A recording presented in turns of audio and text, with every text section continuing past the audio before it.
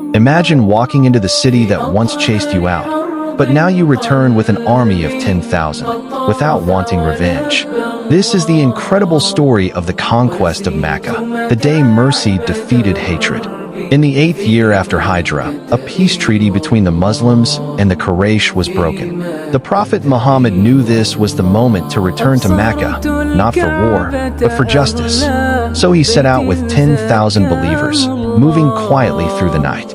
There was no shouting, no pride, only calm dignity and complete trust in Allah.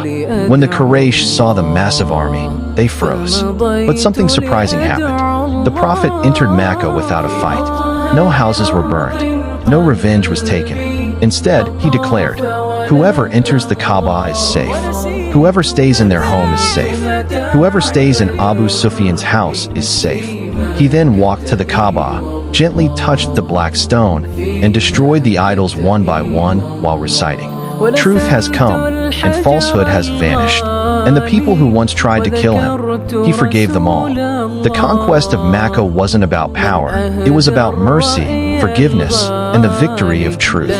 Follow for more powerful moments from Islamic history.